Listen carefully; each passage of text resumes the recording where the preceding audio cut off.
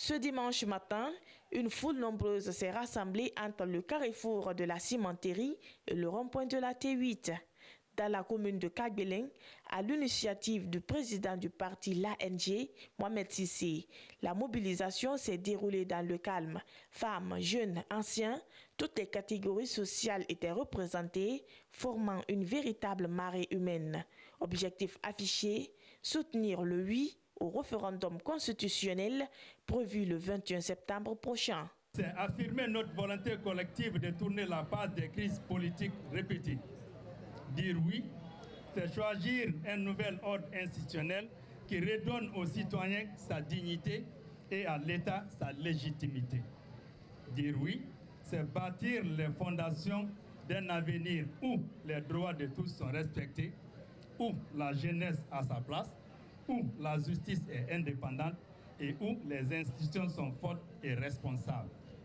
À la tête de cette marche pacifique, Mohamed Sissé a été accueilli en triomphe par ses militants qui le présentent comme l'artisan d'une mobilisation réussie et sans incident. Monsieur le Président de l'ANG, continuez le combat. Vous avez derrière vous le peuple, la jeunesse, les sages, aujourd'hui le quartier de Tanga, tout entier. Notre présence ici n'est pas le fruit du hasard. Elle est l'expression d'une volonté commune. Celle de sensibiliser, mobiliser et conscientiser la population guinéenne sur l'importance de dire oui au référendum du 21 septembre prochain. Devant une foule acquise à sa cause, le président du parti l'ANG a invité les citoyens à participer pleinement au processus électoral. Selon lui, le destin de la Guinée se décide dans les urnes et non à huis clos. Je m'adresse également à l'ensemble de la classe politique, à la société civile, aux jeunes et aux femmes de ce pays. Le moment est venu de se lever, non pour s'opposer les uns contre les autres, mais pour construire ensemble notre pays dans la paix, la stabilité et la quiétude sociale. Le projet de nouvelle constitution que nous soutenons est le socle d'une république nouvelle, une république inclusive, solidaire, moderne et juste. Avant de clore son intervention, Mohamed Sissé a exhorté la population à retirer leur carte d'électeur afin de voter dans le calme et la sérénité le 21 septembre prochain. Le directeur général du Centre national de surveillance et de la police des pêches était face à la presse récemment à la maison commune des journalistes à Conakry. Il était question d'expliquer aux citoyens pourquoi il est important de voter en faveur du projet de nouvelle constitution. Alors, croyez-moi que je l'ai dit et je l'ai démontré, pour avoir lu la constitution sénégalaise 2021, j'allais dire, du Sénégal, pour avoir lu la constitution 2016 de la Côte d'Ivoire, pour avoir lu la constitution 2023 du Mali, pour avoir enfin lu la constitution 2024, c'est-à-dire la constitution de 1991 du Burkina Faso, qui a été révisée en 2024, pour avoir lu toutes ces constitutions, croyez-moi que j'ose dire, et c'est formel, je suis très formel là-dessus, que ce projet de nouvelle constitution, c'est la meilleure constitution de la sous-région. L'ancien ministre de l'enseignement préuniversitaire et de l'alphabétisation demande ensuite aux Guinéens de mettre en avant l'intérêt supérieur de la nation. Le 21 septembre 2025, c'est le vote référendaire.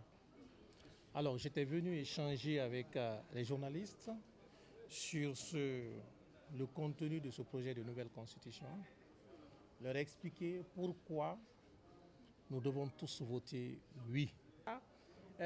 Car parle des Guinéens établis à l'étranger, leur participation à la vie de la nation. Quand vous prenez le article 6, là où l'État dit s'engage à respecter et à faire respecter, vous prenez son alinéa L, c'est le dernier alinéa de l'article 6. À ce niveau aussi, l'État s'engage à faire la promotion des femmes. La promotion des femmes. Croyez-moi que sur toute la ligne, que ce soit les femmes, que ce soit les personnes âgées dans l'article 28 du projet de nouvelle constitution, que ce soit les personnes en situation de handicap, l'article 27 du projet de nouvelle constitution, que ce soit les jeunes et les enfants, l'article 26 du projet de nouvelle constitution, que ce soit la liberté d'opinion, la liberté de culte, ainsi de suite, tout se trouve dans ce projet de nouvelle constitution. Le ministre Idjio Mawing, après avoir donné sa propre définition à la nouvelle constitution, pour lui, il est impératif de soutenir ces actions. Après avoir parcouru tout le texte et analysé le contenu, il affirme que cette nouvelle formule est incontestable comparativement à celle de plusieurs pays de la sous-région. L'Union pour la défense des consommateurs de Guinée est récemment montée au créneau pour dénoncer ce qu'il qualifie d'augmentation ou de fixation fantaisiste de frais de scolarité à travers les établissements privés du pays. Depuis cette sortie, des voix s'élèvent de plus en plus au sein des parents d'élèves, fustigeant l'attitude des promoteurs d'écoles privées et invitant les autorités à agir. Parents d'élèves et toroki. À chaque fois, il y a une augmentation sur les frais de scolarité. Or que nous n'avons pas les mêmes moyens pour payer les frais de scolarité de nos enfants. Les uns qui ont cette possibilité de payer, ça ne les gêne pas. Et tandis que chez les autres, c'est tout à fait le contraire. Dans la famille, il peut y avoir plus de 2 à 3 enfants, toi seul en ta charge, dont il faudra aussi payer leurs frais de scolarité. Arrivé à ce stade, ça devient vraiment difficile. Je demande à l'État de venir en aide aux différentes écoles privées. Si ce cri de cœur semble légitime au sein de l'opinion, du côté des fondateurs d'écoles également, les arguments ne manquent pas. Il faut savoir que les enseignants qui sont là, ils sont payés par mois. Cette rémunération mensuelle-là aussi peut évoluer d'une année à une autre. Donc, c'est un premier aspect. C'est un exemple que je donne, payer un enseignant cette année au collège à 20 000 francs l'heure. L'année prochaine, il faut penser à augmenter 2 000 francs pour lui donner 22 000 l'heure. Donc ça, c'est un exemple que je donne. Quand tu donnes, par exemple, 18 000 l'heure à un enseignant qui fait un cours d'anglais, l'année prochaine, il faut penser à lui donner 19 000 ou 20 000. Donc, c'est un premier aspect. Le second aspect, il faut savoir que l'école va avec l'entretien. Et nous sommes dans une salle de classe. Aujourd'hui, moi, j'ai donné les cours de vacances. Et les enfants qui sont là, avant qu'ils n'arrivent, il faut que je change la couche de peinture qui est là. Vous avez vu le toit et vous avez vu aussi l'intérieur, vous avez vu l'état des tables-bancs. Tout ceci demande un entretien constant et régulier. L'ouverture des classes en Guinée est fixée au 6 octobre prochain. Une décision administrative interviendra-t-elle d'ici là? Pour l'heure, la question taraude les esprits et les jours à venir, nous édifierons. C'est un match où il y avait de la place pour cette équipe de Guinée. Malheureusement, cette problématique de finition encore est revenue hanter cette équipe de Guinée. On sortait d'une victoire éclatante face à cette équipe de la Somalie.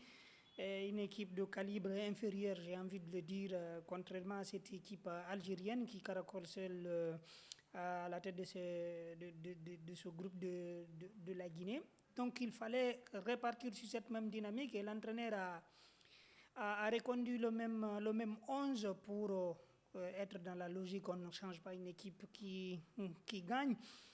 Et là, on s'est procuré les occasions qu'il fallait, mais malheureusement encore, ce manque de lucidité a payé cash pour cette équipe de Guinée. Il y a cette occasion d'Aliou Baldé à la 54e minute plus précisément, servi dans le dos par Serou Girassi, qui a fait le plus difficile et finalement qui a été sorti sur la ligne par le défenseur algérien. Donc ça dénote un tout petit peu ce manque de réalisme et surtout la problématique de Guinée d'enchaîner dans une rencontre. Ce nul 0-0, ça ne surprend pas tellement parce que déjà on sait que la Guinée a vraiment du mal à enchaîner deux victoires ou en tout cas des meilleurs résultats d'affilée. Et voilà, après ce match avec un succès éclatant du côté de Kampala face à la Somalie, on s'attendait aujourd'hui pour les fervents supporters que l'équipe de Guinée s'impose. Mais après ce match nul, je pense que ce n'est pas aussi catastrophique que ça. Pour ceux qui pour ceux qui ne veulent pas prendre de risques inutiles, ils savent que la Guinée avait quand même enterré ses chances de se qualifier.